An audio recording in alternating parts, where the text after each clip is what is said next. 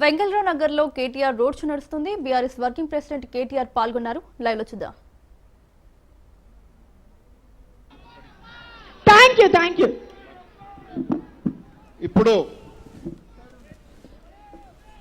మాగంటి గోపీనాథ్ వాళ్ళ సతీమణి సునీతమ్మ గారు వాళ్ళ సందేశం ఇస్తారు.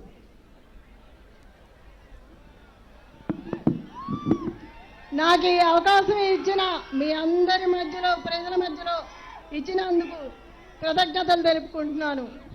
ఈ అవకాశం ఇచ్చిన గౌరవనీయులైన కేసీఆర్ గారికి, కేటీఆర్ గారికి, హరీష్ రావు గారికి ధన్యవాదాలు. నేను ఈరోజు బీఆర్ఎస్ పార్టీలో ఉన్నందుకు చాలా గర్వపడుతున్నాను. మాగంటి గోపీనాథ్ గారు పార్టీకి ఉన్న అనుబంధం చాలా గొప్పది. గోపీనాథ్ గారు ఆశయాలు, సమస్యలు అన్నిటినీ మన మధ్యలో నుంచి ముందుకు తీసుకువెళ్ళాలని కోరుకుంటున్నాను. మాగంటి గోపీనాథ్ గారు ఏ పని చెప్పినా కూడా, మీరు ఏ అర్ధరాత్రి ఫోన్ చేసినా మీతో నిలబడి మీ సమస్యను తీర్చి మీకు అండగా నిలబడేవారు. గోపీనాథ్ అంటేనే జూబ్లీహిల్స్ కుటుంబం, జూబ్లీహిల్స్ కుటుంబం అంటేనే గోపీనాథ్. మహిళలందరికీ ఏ అర్ధరాత్రి అయినా అపరాత్రి అయినా ఏ ఆపద వచ్చినా అండగా నిలబడేవాళ్ళు. అలాంటి మీ గోపన్న మీ హృదయాల్లో ఎప్పటికీ నిలిచి ఉంటారని మీ అందరినీ చూస్తే అర్థమవుతుంది. ఎంతమంది తరలి వచ్చారు మీ గోపన్న కోసం. ఏ అర్ధరాత్రి అయినా మీ గోపన్నకి ఫోన్ నంబర్కి ఫోన్ చేయవచ్చు. మీ ఇంటి ఆడబిడ్డగా నన్ను ఆశీర్వదించండి. మీకు ఏ ఆపద వచ్చినా మీ మధ్యకు వచ్చి నిలబడతాను. ఈ సునీతమ్మ మీకు ఎప్పుడూ అండగా ఉంటుంది. ఎవరికీ భయపడాల్సిన అవసరం లేదు. పార్టీ మనకు అండగా ఉండాలి. కేటీఆర్ అన్న, కేసీఆర్ గారు మనకి ఎప్పుడూ అండగా ఉంటారు. జై తెలంగాణ, జై కేసీఆర్, జై గోపన్న.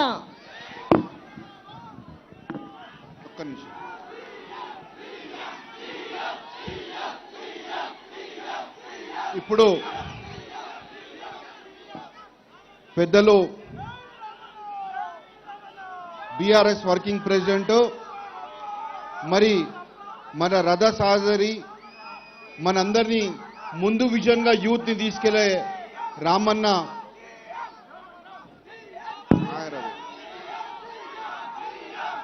మాట్లాడతాం కోరుతారు. జై తెలంగాణ, జై తెలంగాణ. అది బంద్ చేద్దాం. కేసీఆర్ గారి నాయకత్వం, కారు గుర్తుకే, మాగంటి సునీత గోపీనాథ్ గారి కారు గుర్తుకే. ఒక్కసారి అందరూ కూడా గట్టిగా, మాగంటి సునీత గోపీనాథ్ గారి కారు గుర్తుకే. అందరికీ నమస్కారం. వెంగళరావు నగర్ డివిజన్లో ఈరోజు ఇంత అద్భుతంగా స్వాగతం పలికి మా అందరికీ కూడా కొత్త ఉత్సాహాన్ని ఇచ్చి, ఎవరు ఎన్ని ప్రచారాలు చేసినా, ఎన్ని రకాల జిమ్మిక్కులు చేసినా ఖచ్చితంగా 14 తారీఖు నాడు గెలుపు మాగంటి సునీత గోపీనాథ్ గారిదే, ఖచ్చితంగా గెలుపు కేసీఆర్ గారిదే అని చెప్పి దుమ్ము రేపి స్వాగతం పలికిన మా వెంగళరావు నగర్ డివిజన్ ఆడబిడ్డలకు, అన్నదమ్ములకు పేరు పేరున ముందుగా నా హృదయపూర్వకంగా తల వంచి నమస్కారం చేస్తా ఉన్నా. సోదరి, ఈ Vengalrao Nagar division corporator, dynamic leader, మనందరి ఆడబిడ్డ శ్రీమతి దేదీప్య గారు, అట్లాగే గౌరవనీయులు మాజీ శాసనసభ్యులు పీజేఆర్ వారసుడు, మీ అందరికీ ఆప్తుడు, మీ సోదరుడు, తమ్ముడు విష్ణువర్ధన్ రెడ్డి గారు, అట్లాగే ఈ డివిజన్లో ఎంతో కష్టపడి మరి గత నెలన్నర రోజులుగా తమ తమ నియోజకవర్గాలు వారి బాధ్యతలు పక్కన పెట్టి మన గెలుపు కోసం, మీ గెలుపు కోసం వెంగళరావు నగర్ డివిజన్లో గులాబీ జెండా ఎగరాలని కష్టపడి పనిచేస్తున్న గౌరవనీయులు సోదరులు ఎల్బీ నగర్ ఎమ్మెల్యే సుధీర్ రెడ్డి గారు, మిర్యాలగూడ మాజీ ఎమ్మెల్యే గౌరవనీయులు భాస్కర్ రావు గారు, గౌరవ మాజీ మంత్రివర్యులు పెద్దలు అన్న మేడ్చల్ శాసనసభ్యులు చామకూర మల్లారెడ్డి గారు, మాజీ మంత్రివర్యులు పెద్దలు శ్రీ ఎర్రబెల్లి దయాకర్ రావు గారు, కోరుట్ల శాసనసభ్యులు సోదరులు డాక్టర్ సంజయ్ గారు, అట్లాగే వికారాబాద్ మాజీ శాసనసభ్యులు సోదరులు ఆనంద్ గారు, ఇంకా గౌరవనీయులైన ఎమ్మెల్సీ సోదరుడు తాతా మధు గారు, ఇంకా నేను ఎవరెవరి పేర్లు అయితే చెప్పలేదో వాళ్ళు లాస్ట్కి చెప్దాం అనుకున్నాను. మా సిరిసిల్ల తమ్ముళ్ళు కూడా వచ్చున్నారు, వాళ్ళకి సిరిసిల్ల నుండి వచ్చిన తమ్ముళ్ళకి, అట్లాగే ఇక్కడికి విచ్చేసిన ప్రతి ఒక్కరికి పేరు పేరున కాబోయే ఎమ్మెల్యే శ్రీమతి మాగంటి సునీతమ్మకు, పజ్జనన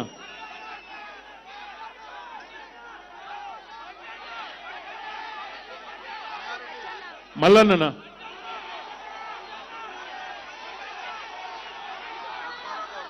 పద్మారావు అన్న, పజ్జన్న, రైట్, బంటియా, మంచిరెడ్డి ప్రశాంత్ రెడ్డి గారు, మంచిరెడ్డి కిషన్ రెడ్డి గారు, వాళ్ళ మీరు ఇంతమంది ఒక్కసారి చెప్తే అర్థం కాలేదు, సారీ. మా తమ్ముడు బంటికి, అట్లాగే మా కిషన్ అన్నకు పేరు పేరున నేను ఎవలో పేర్లు చెప్పలేదో, అరే మీకు దండం పెడితే ఆగురిరా, ఆగురి. మన ఆగన్నకు, రైట్ రైట్ రైట్ రైట్, ఇక లొల్లి పెట్టుకోరు, కొద్దిసేపు లొల్లి పెట్టుకోరు. పేరు పేరున అందరికీ నమస్కారం. నాకు మీ లొల్లి చూస్తుంటే, మీ జోష్ చూస్తుంటే గెలిచిపోయిన మెజారిటీ ఒక్కటే తేలాలన్నది అనిపిస్తా ఉన్నది. నిజమేనా? గెలుసుడు పక్కానా? 11 తారీఖు నాడు గెలుసుడు పక్కానా? 100%. చాలా చాలా సంతోషం. ఇవాళ ఇక్కడికి వచ్చేటప్పుడు మా మిత్రులు, కారులో ఉన్న నాతో పాటు ఉన్న గౌరవ నాయకులు, నాకు మా తలసాని సాయి కిరణ్ గారు ఒక వీడియో చూపెట్టిండు. ఏంది అంటే, ఇప్పుడే ముఖ్యమంత్రి గారు ప్రెస్ మీట్ పెట్టిండంట. ప్రెస్ మీట్ పెడితే ప్రెస్ వాళ్ళు అడిగినరు, మరి సార్ నువ్వు జుబ్లీహిల్స్ ఓడిపోతే ప్రజలు నీ ఖిలాఫ్ ఉన్నట్టు ఒప్పుకుంటావా, ప్రజలు మరి ఇది రెఫరెండంగా ఒప్పుకుంటావా అని అడిగినరంట.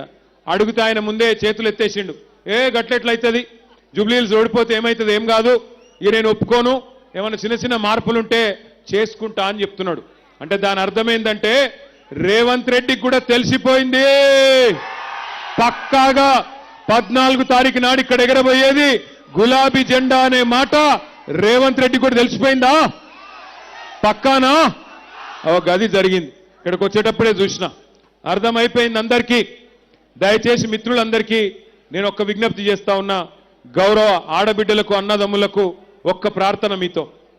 గత 25 సంవత్సరాలుగా బీఆర్ఎస్ పార్టీ పుట్టిన నాటి నుంచి, ఆనాడు టీఆర్ఎస్గా స్థాపించబడ్డ నాటి నుంచి నేటి వరకు 25 ఏళ్లలో 14 ఏళ్లు ఒక ఉద్యమ పార్టీగా రాష్ట్ర ఏర్పాటు కోసం కొట్లాడినాం.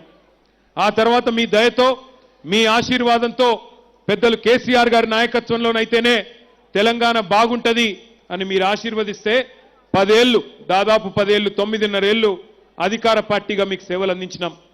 2023 డిసెంబర్లో ఎలక్షన్లు అయితే ఆనాడు హైదరాబాద్ మహానగరంలో మీరెవ్వరూ కూడా ఒక్క సీటు కానీ, ఒక్క ఓటు కానీ కాంగ్రెస్ పార్టీకి వేయకుండా మొత్తానికి మొత్తంగా బీఆర్ఎస్ పార్టీకి వేసి, ఇక్కడ జూబ్లీహిల్స్ నియోజకవర్గంలో కూడా స్వర్గీయ మాగంటి గోపీనాథ్ గారిని మీరు గెలిపించడం జరిగింది.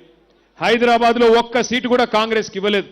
కానీ ఒక్కసారి ఈ 25 ఏళ్లలో ఏమేం జరిగింది రాజకీయం ఆలోచించాలని చెప్పి కూడా నేను కోరుతా ఉన్నా.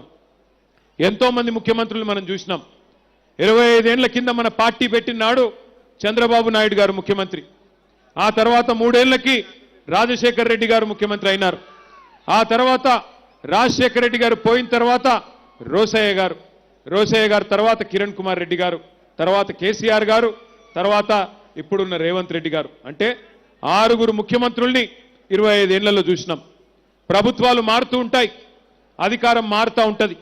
ప్రజల ఆలోచన ఎట్లుంటే అట్లా ఆ సమయాన్ని బట్టి, అప్పటి పరిస్థితిని బట్టి, ప్రజల మూడు బట్టి, ప్రజల ఇష్టం బట్టి అధికార మార్పిడి జరుగుతుంది. మొదలనాడు చంద్రబాబు నాయుడు గారు ఉంటే ఆయన కూడా హైదరాబాద్ అభివృద్ధి కోసం ఆయన ప్రయత్నం ఆయన గట్టిగానే చేసిండు. తర్వాత రాజశేఖర్ రెడ్డి గారు వస్తే ఆయన కూడా అభివృద్ధితో పాటు మరి సంక్షేమాన్ని కూడా జోడించి ఆయన ప్రయత్నం ఆయన కూడా చేసినారు. తర్వాత రోసయ్య గారు, కిరణ్ కుమార్ రెడ్డి గారు కూడా వారి శక్తి వంచన లేకుండా వారు కూడా ప్రయత్నం చేసినారు. ఎందుకంటే వాళ్ళకు విఘ్నత ఉండే, తప్పకుండా అధికారం అనేది ఎవరికి శాశ్వతం కాదు, మనం ఉన్నప్పుడు ఏదో కొంత మంచి చేయాలి అనే ఆలోచన ఉండే. తర్వాత కేసీఆర్ గారు 2014లో మీ ఆశీస్సులతో ముఖ్యమంత్రిగా వారు బాధ్యత తీసుకున్నారు. 10 ఏళ్లు కేసీఆర్ గారు ముఖ్యమంత్రిగా ఎట్లా పనిచేసినారో మీ కళ్ళ ముందే ఉంది. 200 ఉన్న పెన్షన్ని పేదలని కడుపులో పెట్టుకొని చూసుకోవడానికి 2000 రూపాయలు చేసింది కేసీఆర్ గారు.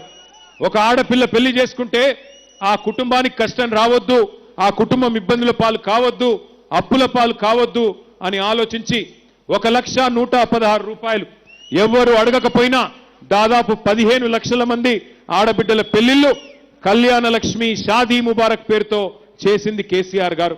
ఆ తర్వాత అదే ఆడబిడ్డ కడుపులో ఒక బిడ్డ పడితే మరి కేసీఆర్ కిట్టిచ్చి అమ్మ ఒడి అని ఒక ప్రోగ్రాం పెట్టి ఇంటికే బండిని పంపి ఆ బండిలో ఆడబిడ్డను ఎక్కించుకొని నేను బోను బిడ్డో సర్కారు దవాఖానకు అనే పరిస్థితి నుంచి నేను సర్కారు దవాఖానకే పోతా, అక్కడ ప్రసూతి అయితేనే అక్కడ బిడ్డని కంటేనే మా మేనమామ కేసీఆర్ ఇచ్చే కేసీఆర్ కిట్ వస్తుంది, మగబిడ్డ పుడితే 12,000, ఆడబిడ్డ పుడితే 13,000 రూపాయలు అని చెప్పి పెద్ద ఎత్తున మా ఆడబిడ్డలు దగ్గర 15 లక్షల మంది ప్రసూతి ప్రభుత్వ ఆసుపత్రుల్లో పొంది కేసీఆర్ కిట్లు అందుకున్న విషయం మీకు గుర్తుంది.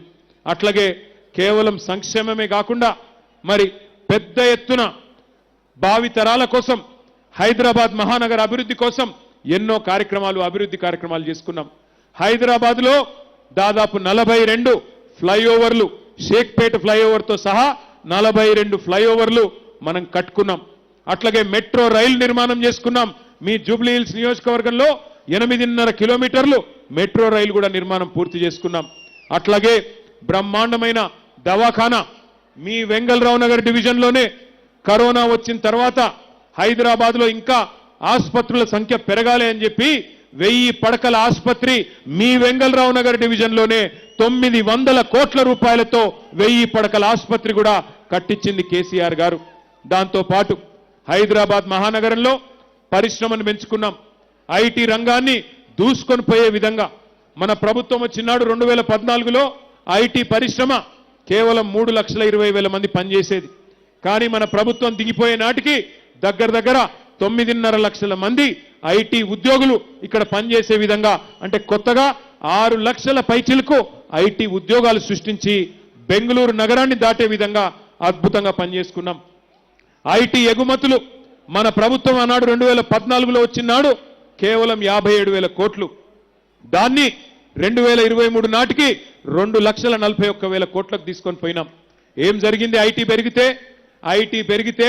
రియల్ ఎస్టేట్ పెరిగింది, ఐటీ పెరిగితే హోటళ్లు బాగుపడ్డాయి, ఐటీ పెరిగితే 6 లక్షల మంది పిల్లలు మన తెలుగు వాళ్ళు బయటి రాష్ట్రాల వాళ్ళు మన హైదరాబాద్కు వచ్చి ఇక్కడ కొలువులు చేస్తే మరి మన హైదరాబాద్లోని వ్యాపారాలు, చిన్న వ్యాపారాలు, హోటళ్లు, రెస్టారెంట్లు, మెడికల్ షాపులు అన్ని కలకలలాడుతూ మన జేబుల్లో పైసలు గిలగిల్లాడినాయి. 10 ఏళ్లు బ్రహ్మాండంగా హైదరాబాదు తెలంగాణ అభివృద్ధిలో దూసుకొని పోయింది. ఆనాడు అద్భుతంగా భారతదేశానికే ఆదర్శంగా నిలబడ్డది. ఒకవైపు హైదరాబాదు, మరొక వైపు పల్లె ప్రగతి లాంటి కార్యక్రమాల ద్వారా పల్లెలు బాగు చేసుకున్నాం, పట్టణాలు బాగు చేసుకున్నాం, పచ్చదనం పెంచుకున్నాం, పర్యావరణం కాపాడుకున్నాం. 10 ఏళ్లు సుకూన్గా ఉన్నాం. బ్రహ్మాండంగా పేదవాడు కడుపు నిండా అన్నం తింటానంటే 5 రూపాయలకే బువ్వ పెట్టే అన్నపూర్ణ సెంటర్ పెట్టుకున్నాం.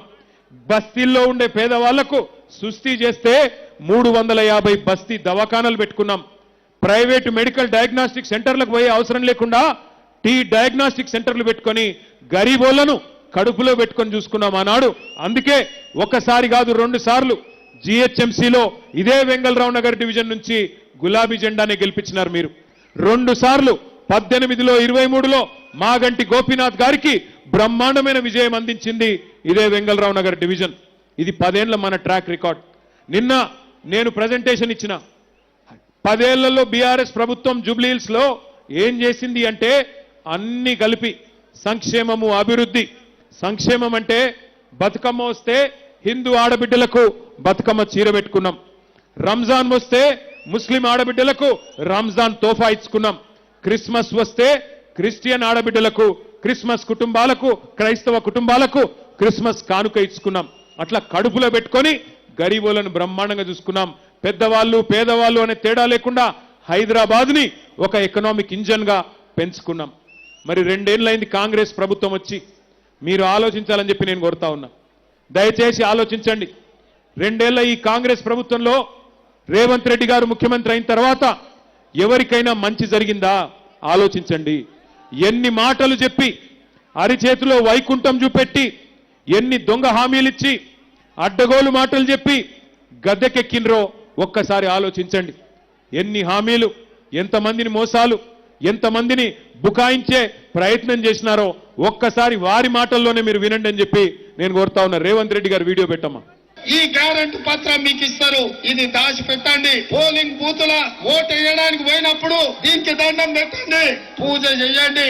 దేవుడా మా కష్టాలు తీరాలి, ఇందిరమ్మ రాజ్యంలో ఈ 6 గ్యారెంటీలు అమలు కావాలి అని మనం దేవుడిని మోర్చుకొని దీనికి పూజ చేసి డిసెంబర్ 9, 2023 ఉదయం 10:30 గంటలకు ఇందిరమ్మ రాజ్యం 6 గ్యారెంటీల మీద తొలి సంతకం పెడుతుంది.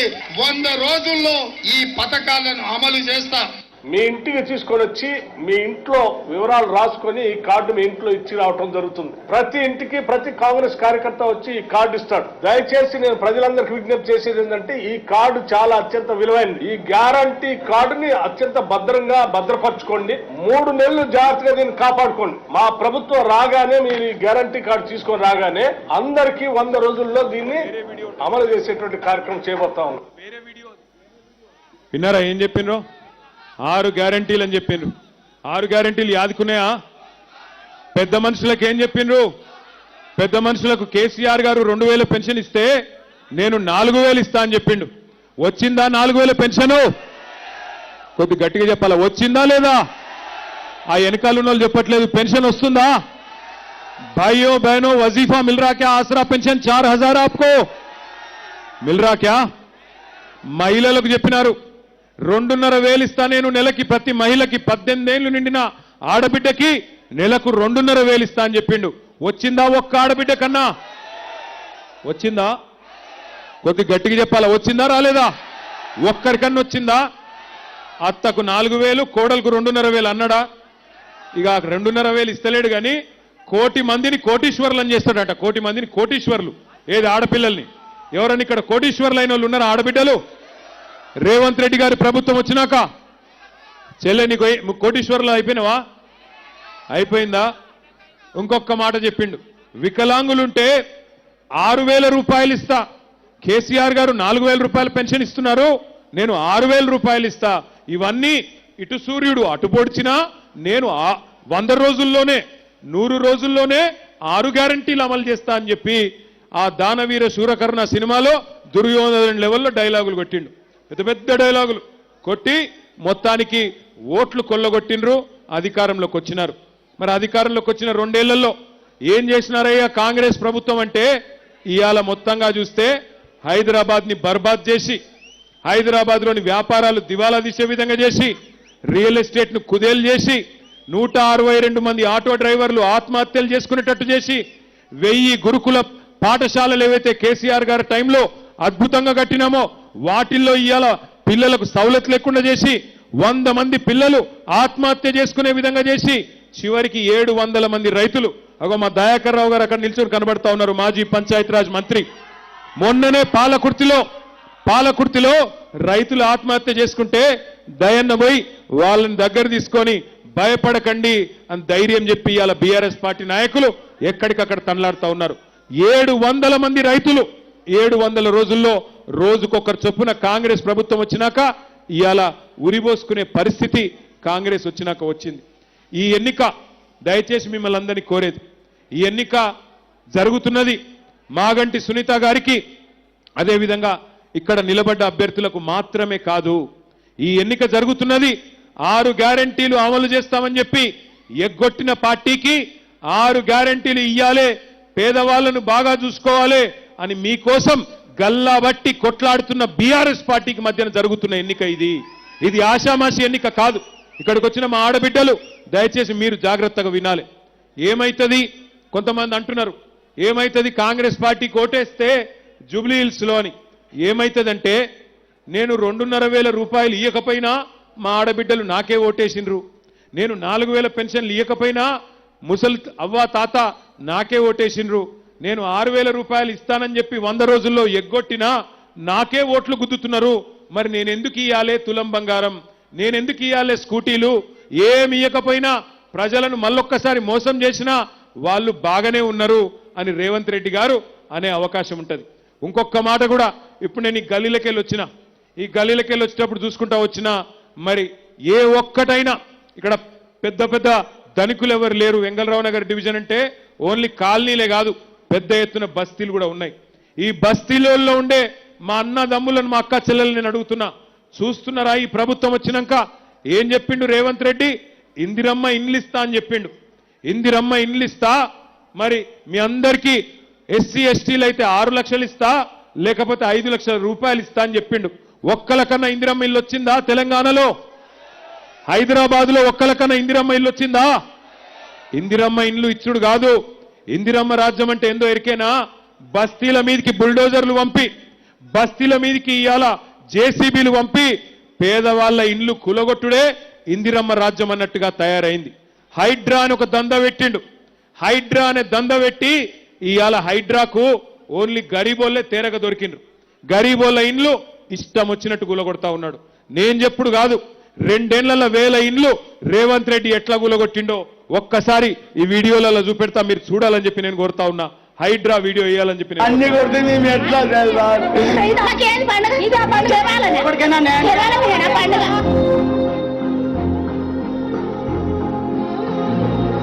అయ్యా రేవంత్ రెడ్డి గారు మీకు ఓటేసి గెలిపించినందుకు మాకు ఈ శిక్ష చేస్తారా? మాకు చెప్పండి అయ్యా.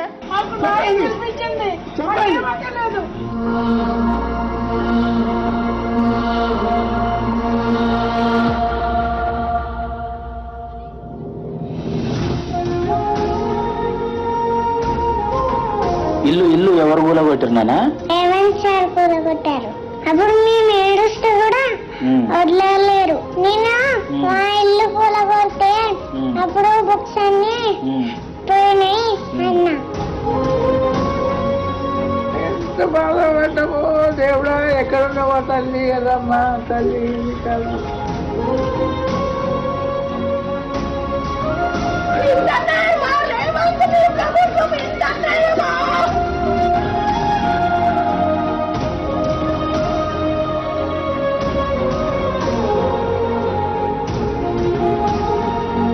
केसीआर साहब घर दिए गरीबों को चाबियां दिए. रेवंत रेड्डी साहब आके हमारे घर तोड़ दे रहे लोगों के. हाँ सौ घर तोड़ दे रहे, हम पैसे लगा के 500. केसीआर साहब तो फुगट में दिए, फिर क्या करे रेवंत रेड्डी? ఇచ్చేది వాళ్ళు, కూల్చేది వాళ్ళు, చంపేది కూడా వాళ్ళైతే బాగుండు. చంపేయండి, నీకు వదిలిపోద్ది.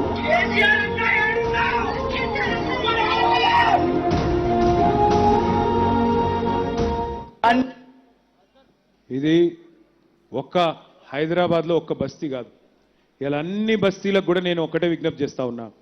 ఈ అరాచకం, ఈ హైడ్రా అరాచకం ఆగాలంటే, ఈ దుర్మార్గం ఆగాలంటే, బుల్డోజర్ మీ ఇంటికి రావద్దంటే మీరు 11 తారీఖు నాడు కాంగ్రెస్ను పచ్చడి చేస్తేనే ఈ దుర్మార్గం ఆగుతుంది. నేను దుర్మార్గం అని ఉత్తగానే అంటలేను, నేను దుర్మార్గం అని నాకేదో బాధ అయి అంటలేను. ఒక్క మాట నేను చెప్తా, గరీబోళ్ళు అల్కగా దొరికిండ్రు హైడ్రాకు. అదే పెద్ద పెద్దోళ్ళు, నేను ఒక్కసారి వాళ్ళవి కూడా చూపెడతా, వాళ్ళ కాడికి మాత్రం పోతలేదు హైడ్రా. ఇగో ఈయన పేరు పొంగులేటి శ్రీనివాసరెడ్డి. అగో చెరువు మొత్తం ఆక్రమించి ప్యాలెస్ కట్టిండు పొంగులేటి. చూడురు ఒక్కసారి మీరు, ఆ మీద చూడురి. ఇగో ఈయన పేరు తిరుపతి రెడ్డి, ఈయన పేరు శ్రీనివాసరెడ్డి మంత్రి. నెక్స్ట్ తిరుపతి రెడ్డి, రేవంత్ రెడ్డి వాళ్ళ అన్న. ఆ పక్కకున్నాడు చూడు రఘు, తిరుపతి రెడ్డి. ఆయన మొత్తం చెరువు లోపల కట్టిండు, ఆడికి ఓదు హైడ్రా. ఇక వివేక్ అని ఇంకో మంత్రి, ఆయన చెరువులనే కట్టిండు, ఆయన కాడికి ఓదు హైడ్రా. ఆ పక్కన పట్నం మహేందర్ రెడ్డి, ఆయన చీఫ్ విప్. అగో మొత్తం తాలాబ్ మధ్యలో కట్టిండు, చెరువు మధ్యలో కట్టిండు, ఆడికి ఓదు హైడ్రా. ఆ పక్కన ఆరికపూడి గాంధీ గారు, శేర్లింగంపల్లి ఎమ్మెల్యే గారు 11 ఎకరాలు కబ్జా పెడితే దగ్గర ఉండి హైడ్రా వాళ్ళు దానికి రేకులేసి మంచిగా సౌలత్ చేసి ఆయనకు మాత్రం చూసుకొని వచ్చారు. నేను అడుగుతున్నా ఇవాళ రేవంత్ రెడ్డిని, అయ్యా నీకేమైనా సిగ్గుంటే హైడ్రా ఏం తప్పు చేసింది అంటున్నావు? ఇగో వీళ్ళ గులగొట్టు మొదలు. నీకు సిగ్గుంటే, నీ ప్రభుత్వానికి ఇజ్జతుంటే ముందు ఈ దుర్మార్గుల గులగొట్టు, ఆ తర్వాత గరీబుల మీదకి రా. హైదరాబాద్లో గరీబోడు తేరగ తిక్కిండు, బలిసినోడు మాత్రం నీకు కళ్ళబడతలేడా? ఇంత దుర్మార్గం జరుగుతుంటే, ఇంత కిరాతకం నీ హైడ్రా చేస్తుంటే ఏం తప్పు చేసింది హైడ్రా అని అడుగుతావా?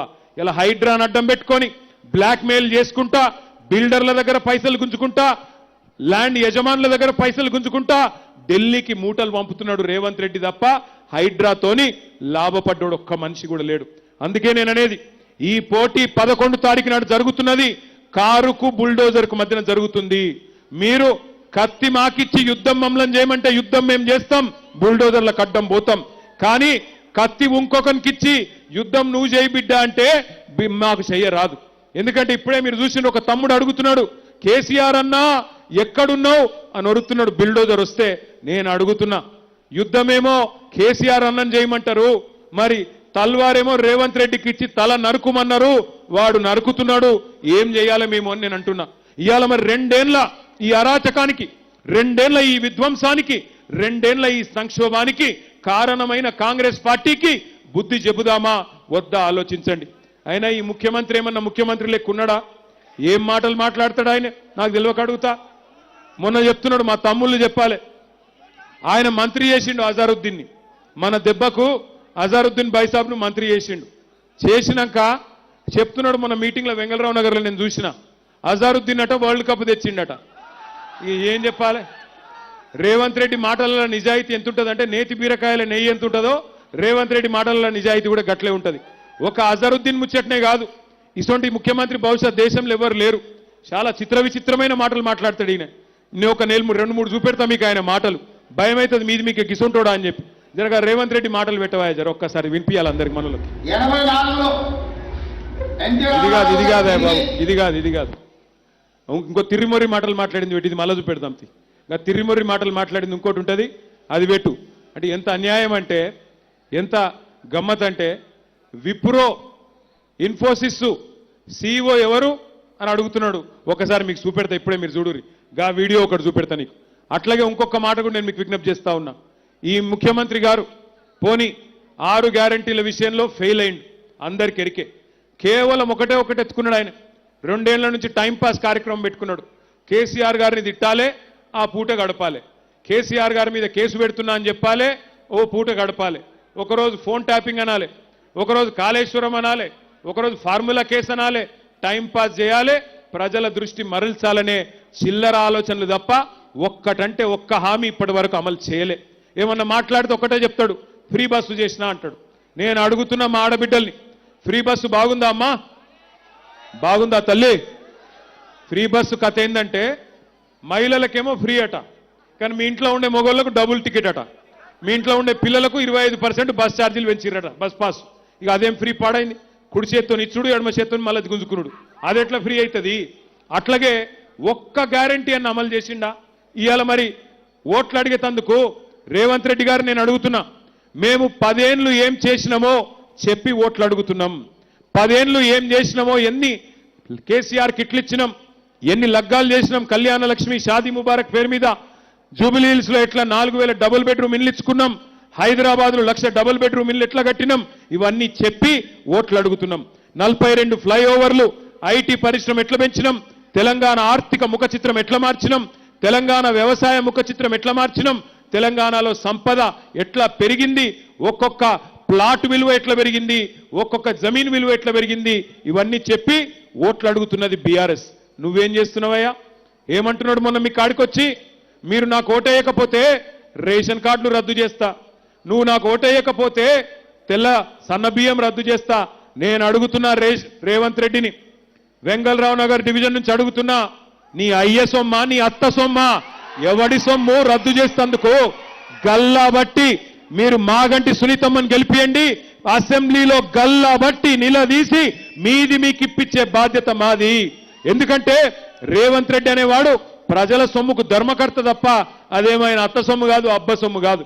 ఒక్కసారి ఆయన తిర్రిమొర్రి మాటలు ఒక్కసారి మీరు వినాలా. ఎంత గమ్మత్ ముఖ్యమంత్రి మనకున్నాడో ఈ దెబ్బకు మీకు అర్థమవుతుంది. ఆ వీడియో పెట్టమ్మా, లేదా ఉన్నదా? సరే, ఒక్క మాట మీకు చెప్పాలా. జర రాగురా భయ్, నీ దండం పెడతా, జర రాగు, నీకు దండం పెడతావు. నేను ఈడ మొత్తుకొని నువ్వు ఆడ మొత్తుకుంటే ఎవరికి అర్థమవుతుంది? నువ్వు ఇంకొక మాట మీరు ఒక్క మాట దయచేసి ఆలోచన చేయండి. మొన్న ఇక్కడికి వచ్చిండు వెంగళరావు నగర్ డివిజన్కు వచ్చి ఎన్టీ రామారావు గారి గురించి మాట్లాడిండు, పెద్ద మాటలు మాట్లాడిండు. ఎన్టీ రామారావు గారి మీద ఎన్నడూ లేనంత వగల ప్రేమ కురిపించిండు. ఎన్టీ రామారావు గారంటే మనందరికీ అభిమానమే. మంచి నాయకుడు, గొప్ప నాయకుడు, బ్రహ్మాండమైన. ఎందుకంటే చిన్నప్పుడు మేము చిన్నగా ఉన్నప్పుడు వీళ్ళు ఎవరైనా ఇళ్ళల్లో కృష్ణుడు రాముడు ఫోటోలు అంటే ఎన్టీ రామారావు ఫోటోలే ఉండేది. ఒక గంత గొప్ప నాయకుడు. ఆయన మీద రేవంత్ రెడ్డి గారికి ఎక్కడ లేని ప్రేమ పొంగుతున్నది. అసలు ఎన్టీ రామారావు గారు పార్టీ పెట్టింది ఎవరికి ఖిలాఫు? కాంగ్రెస్ పార్టీ ఖిలాఫ్ పెట్టిండు. కాంగ్రెస్ పార్టీని ఎన్టీ రామారావు గారు విమర్శించినంతగా బహుశా భారతదేశంలో ఎవరు విమర్శించలే. ఓట్ల కోసం ఇవాళ ఎన్టీ రామారావు గారి మీద ఎక్కడ లేని ప్రేమ వచ్చింది రేవంత్ రెడ్డి గారికి. పెద్ద పెద్ద మాటలు చెప్తున్నాడు. నేను రేవంత్ రెడ్డిని ఒకటే అడుగుతున్నా, నీకు నిజంగా ఎన్టీ రామారావు గారి మీద ప్రేమ ఉందా? ఓట్ల కోసం తప్ప 2 ఏళ్ళు ఎన్టీ రామారావు ఎందుకో యాదికి రాలేదు. ఎన్టీ రామారావు గారి విషయంలో కాంగ్రెస్ పార్టీ చేసింది ఏందో తెలుసా మీకు? 2004లో అప్పటిదాకా శంషాబాద్ విమానాశ్రయం పేరు ఎన్టీఆర్ విమానాశ్రయం అని ఉండే. కాంగ్రెస్ రాగానే ఎన్టీఆర్ పేరు రద్దు చేసిన మాట వాస్తవం కాదా? ఎన్టీఆర్ పేరు తీసేసి రాజీవ్ గాంధీ పేరు పెట్టింది నీ దిక్కుమాలిన కాంగ్రెస్ పార్టీ కాదా రేవంత్ రెడ్డి? అసలు నీకు తెలుసా ఎన్టీఆర్ నీ పార్టీ ఎట్లా అవమానించిందో? 83లో ఎన్టీ రామారావు గారు పెద్ద మెజారిటీతో గెలిస్తే ఆయనను ఆనాడు ఇందిరాగాంధీ ప్రభుత్వం గవర్నర్ అడ్డం పెట్టుకొని అప్రజాస్వామికంగా తొలగించింది నీ దిక్కుమాలిన కాంగ్రెస్ పార్టీ కాదా? గుర్తుందా నీకు? అసలు నీకు తెలుసా? అప్పుడు నువ్వు యాడున్నావో ఏ పార్టీలు ఉన్నావో ఎవరికి తెలియదు. ఇవాళ ఈయనకు ఎన్టీ రామారావు గారి మీద తెగ ప్రేమ బొంగుతున్నది. ఒక్కసారి ఎన్టీ రామారావు గారి మీద రేవంత్ రెడ్డి ఏం మాట్లాడిండో ఒక్కసారి మీరు చూడాలని చెప్పి నేను కోరుతా ఉన్నా. 84లో ఎన్టీ రామారావు గారు తిరిగి ముఖ్యమంత్రి అయిన తర్వాత వారు ఏమనుకున్నారంటే నేను దైవాంశ సంపుతుణ్ణి, కృష్ణుడిని నేనే, రాముడిని నేనే, ఇంద్రుడిని నేనే, చంద్రుడిని నేనే, అందరు కలిసి మీరు నా పాదాలకు మొకరిల్లండి అని చెప్పి ప్రజాస్వామ్య స్ఫూర్తికి విరుద్ధంగా. అర్థమైందా అసలు కథ? ఎన్టీ రామారావుకు అహంకారము, దేవుణ్ణి అనుకున్నాడు అని ఆ రోజు మాట్లాడిన కాంగ్రెస్ ముఖ్యమంత్రి ఇవాళ ఓట్లు రాగానే ఓట్ల కోసం నేను ఎన్టీఆర్ గారి విగ్రహం పెడతా అంటుండు. నువ్వేందయ్యా పెట్టేది ఎన్టీ రామారావు గారి విగ్రహము? మేము పెట్టినాం ఎన్టీ రామారావు గారి విగ్రహాలు. ఎన్ని పెట్టినామో ఒక్కసారి చూపెడతా నేను మీకు. ఖమ్మం జిల్లాలో ఖమ్మం పట్టణంలో బ్రహ్మాండంగా 70 అడుగుల లక్కారం పార్క్ దగ్గర 70 అడుగుల విగ్రహాన్ని పెట్టింది బీఆర్ఎస్ ప్రభుత్వం, బీఆర్ఎస్ నాయకత్వం. కూకట్పల్లిలో ఒకటే రోజు 3 చోట్ల ఎన్టీఆర్ గారి విగ్రహం పెట్టింది మేము. మాగంటి గోపీనాథ్ గారు మోతీనగర్ చౌరస్తాలో ఎన్టీ రామారావు గారి విగ్రహం పెట్టిన ఫోటో మీరు చూడొచ్చు. ఎన్టీఆర్ గారి విగ్రహం విషయంలో కూడా నేను ఒకటే చెప్తా ఉన్నా, ఇట్లాంటి దిక్కుమాలిన కాంగ్రెస్ పార్టీ, ఏ కాంగ్రెస్ పార్టీకి వ్యతిరేకంగానైతే ఎన్టీఆర్ గారు పార్టీ పెట్టినారో ఆ పార్టీ కనుక ఎన్టీ రామారావు గారి విగ్రహం పెడితే ఎన్టీఆర్ గారి ఆత్మ కూడా ఘోషిస్తుంది. అవసరమైతే మీరు మాగంటి సునీతమ్మను గెలిపించండి, సునీతమ్మను దేదీప్యమ్మను ఇచ్చి వాళ్ళిద్దరి చేతుల మీదుగా మా పార్టీ ఆధ్వర్యంలో ఎన్టీ రామారావు గారి కాంస్య విగ్రహాన్ని పెట్టించే బాధ్యత నేను తీసుకుంటా అని చెప్పి నేను మీకు విజ్ఞప్తి చేస్తా ఉన్నా. ఇట్లాంటి దుర్మార్గులు ఓట్ల కోసం డైలాగులు కొట్టేటోళ్లను దయచేసి నమ్మవద్దని చెప్పి నేను కోరుతా ఉన్నా. ఇంకొక మాట కూడా నేను మిమ్మల్ని ఆలోచించమని కోరుతా ఉన్నా. మీరు న్యాయ నిర్ణేతలు. 10 ఏళ్ల కేసీఆర్ గారి ప్రభుత్వ పరిపాలన మీ కండ్ల ముందే ఉన్నది. 2 ఏళ్ల ఈ దుర్మార్గ పాలన మీ కండ్ల ముందే ఉన్నది. మీరు ఆలోచించండి. ఇవాళ ఎందుకు వేయాలి కాంగ్రెస్కు ఓటు? అవ్వలు తాతలు 4000 పెన్షన్ ఇయ్యనందుకు ఓటేయన్నా? ఆడబిడ్డలకు 2,500 ఇయ్యనందుకు ఓటేయన్నా? తులం బంగారం అని చెప్పి మోసం చేసినందుకు ఓటేయన్నా? లేదా ఆడపిల్లలకు స్కూటీలు ఇస్తా కాలేజీకి పోయేటోళ్ళకని చెప్పి మోసం చేసినందుకు ఓటేయాలన్నా? పిల్లలకు యువతకు 2 లక్షల ఉద్యోగాలు ఇస్తా అని చెప్పి మొదటి సంవత్సరంలోనే ఇస్తా అని చెప్పి మోసం చేసినందుకు ఓటేయాలన్నా? అశోక్ నగర్ చౌరస్తాలో నిరుద్యోగులను లాఠీలతో కొట్టిపిస్తున్నందుకు ఓటేయన్నా? అట్లాగే హైదరాబాద్లో రియల్ ఎస్టేట్ బర్బాద్ చేసి, కారోబార్లు బర్బాద్ చేసి హైదరాబాద్ను ఆగం చేసినందుకు ఓటేయన్నా? మనం 36 ఫ్లైఓవర్లు కడితే రేవంత్ రెడ్డి గారు 36 గుంతలు కూడా పూడ్చలే రోడ్ల మీద, అందుకు ఓటేయాలనా? హైదరాబాద్లో బ్రహ్మాండంగా మనం యాపిల్, గూగుల్, అమెజాన్ లాంటి పెద్ద పెద్ద దిగ్గజాలను మనం తీసుకొస్తే ఇవాళ పారిశ్రామికవేత్తల తలకు తుపాకులు పెట్టి బెదిరిస్తున్నందుకు ఓట్లేయన్నా? రేవంత్ రెడ్డికి ఎందుకు ఓట్లేయాలి మనం? ఏ కారణం చేత కాంగ్రెస్ పార్టీకి ఓట్లేయాలి? ఆటో వాళ్ళను చంపినందుకు ఓట్లేయన్నా? ఆర్టీసీ వాళ్ళను ఆగం చేసినందుకు ఓటేయన్నా? తెలంగాణలో అన్ని వర్గాలను నాశనం చేసినందుకు ఓటేయాలనా? ఎందుకు ఓటేయాలి? ఏ కారణం చేత ఓటేయాలి? ఆలోచించండి. నేను రేవంత్ రెడ్డిని కూడా అడుగుతున్నా, ఇక్కడ తిరుగుతున్న కాంగ్రెస్ నాయకుడిని కూడా అడుగుతున్నా. మాట్లాడుతూ ఒక్కటే డైలాగ్ కొడుతుండు, మాకు ఓటేస్తే వచ్చే 3 ఏళ్ళు మేమే గవర్నమెంట్లు ఉంటాం కాబట్టి మాకు అభివృద్ధి చేస్తాం. నేను అడుగుతున్న రేవంత్ రెడ్డి, నీకేమైనా సిగ్గుంటే ఈ ప్రశ్నకు సమాధానం చెప్పు. మీ ఎమ్మెల్యే మహబూబ్ నగర్ ఎన్ఎం శ్రీనివాసరెడ్డి చెప్తున్నాడు, కాంగ్రెస్ ఎమ్మెల్యే ఏమంటుండు, మాకు పెళ్లిళ్లకు పేరెంటాలకు పోయేందుకు తప్ప బుడ్డ పైస లేదు, గెలిచిన కాంగ్రెస్ ఎమ్మెల్యేలకు పని లేదు, ముఖ్యమంత్రి పైసలు ఇస్తలేడు, అభివృద్ధి లేదు, 2 ఏళ్ళు అయిపోయింది, ఏం చేయాలనో తెలుస్తలేదు మహబూబ్ నగర్ ఎమ్మెల్యే చెప్తున్నాడు. ఎల్లారెడ్డి ఎమ్మెల్యే మదన్ మోహన్ కాంగ్రెస్ ఎమ్మెల్యే, ఆయననేమో ముఖ్యమంత్రి గారు టైం ఇస్తలేడు, పైసలు ఇస్తలేడు, నాకు వరల్డ్ బ్యాంక్ వాళ్ళు, నాకు ప్రపంచ బ్యాంక్ వాళ్ళు ఒక 100 కోట్లు ఇవ్వండి అని ప్రపంచ బ్యాంకుకు ఉత్తరం రాసిండు. పక్కనే ఉంటుంది కంటోన్మెంట్లో ఉప ఎన్నిక వచ్చినప్పుడు ఇటువంటి కథలే చెప్పిండ్రు, పెద్ద పెద్ద కథలు చెప్పిండ్రు. ఏమని చెప్పిండ్రు, మీకు అక్కడ 6,000 ఇండ్లు ఇస్తాం, 4,000 కోట్లతో అభివృద్ధి చేస్తాం. నేను జూబ్లీ హిల్స్లో ఉండే అన్నదమ్ములను ఆడబిడ్డలను అడుగుతా ఉన్నా, కంటోన్మెంట్ పక్కనే ఉంది, ఎలక్షన్ అయిపోయి 16 నెలలు అయింది, 16 నెలల కింద ఇక్కడ చెప్పినట్టే కాకమ్మ కబుర్లు చెప్పిండ్రు. ఒక్క పైసా ఇచ్చిండా, ఒక్క రోడ్ వేసిండా, ఒక్క ఇల్లు కట్టిండా? దయచేసి అక్కడ ఉండే మీ అన్నదమ్ములను ఆడబిడ్డలను అడగండి, మోసపోకండి.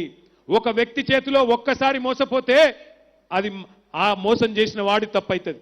కానీ రెండోసారి, మూడోసారి, నాలుగోసారి అదే పార్టీ చేతిలో మళ్ళా మోసపోతే 6 గ్యారంటీల మోసం, 420 హామీల మోసం, అన్ని మోసాలు అయిపోయినాక మళ్ళీ జూబ్లీ హిల్స్ లో మళ్ళీ మోసం చేస్తే, మళ్ళీ మోసపోతే ఈసారి తప్పు మనదైతుంది. ఆలోచించండి. మీరు కాంగ్రెస్ ను ఓడగొడితేనే మీకు 6 గ్యారంటీలు వస్తాయి. కాంగ్రెస్ కు బుద్ధి చెప్తేనే నెలకు 2,500 వస్తాయి. కాంగ్రెస్ కు బుద్ధి చెప్తేనే, కాంగ్రెస్ ను ఓడగొడితేనే ముసలోళ్ళకు 4,000 పెన్షన్ వస్తుంది. కాంగ్రెస్ కు బుద్ధి చెప్తేనే దివ్యాంగులకు 6,000 పెన్షన్ వస్తుంది. అందుకే ఒక సోదరుడు ఇక్కడికి వచ్చేటప్పుడు నాకు మంచి ఒక చిన్న షాయరీ చెప్పిండు. ఎట్లున్నదట కాంగ్రెస్ కథ అంటే, ఈరోజు ముఖ్యంగా మా ఉర్దూ మాట్లాడే మా అన్నదమ్ముళ్ళు ఆడబిడ్డలు వినాల. ఎట్లుందట కాంగ్రెస్ కథ అంటే, इक्तदार की दौड़ में सब कुछ गवा दिए, इक्तदार की दौड़ में सब कुछ गवा दिए, खिदमत के वादे भी हवा में उड़ा दिए, खिदमत के वादे भी हवा में उड़ा दिए। अवाम ने पूछा कहां गई तरक्की, अवाम ने पूछा कहां गई तरक्की, जवाब में नए वादों के ख्वाब दिखा दिए. అంటే ఇదివరకు చెప్పిన గాల్లో పోయినాయి 420 హామీలు, కానీ మళ్ళా కొత్తగా ఇయాల ఇంకేదో ఆ వాగ్దానం ఇచ్చి జూబ్లీ హిల్స్ లో అభివృద్ధి చేస్తా అంటే, కంటోన్మెంట్లో చేయనోడు, మహబూబ్ నగర్ లో మీ కాంగ్రెస్ ఎమ్మెల్యేకు సాయం చేయనోడు, ఎల్లారెడ్డి కాంగ్రెస్ ఎమ్మెల్యేకు సాయం చేయనోడు, గెలిచిన 64 కాంగ్రెస్ ఎమ్మెల్యేలకు ఏ రూపాయి ఇయ్యనోడు జూబ్లీ హిల్స్ లో ఇస్తా అంటే మనం నమ్ముదామా? ఆలోచించండి. అమ్మకు అన్నం పెట్టనోడు చిన్నమ్మకు బంగారు గాజులు చేయిస్తాడా? అమ్మకు అన్నం పెట్టనోడు చిన్నమ్మకు బంగారు గాజులు చేయిస్తాడా? చేయించడు. నమ్మకండి. ఇక ఆయన కలలు గంటాడు రేవంత్ రెడ్డి. అయిపోయింది బీఆర్ఎస్ పని.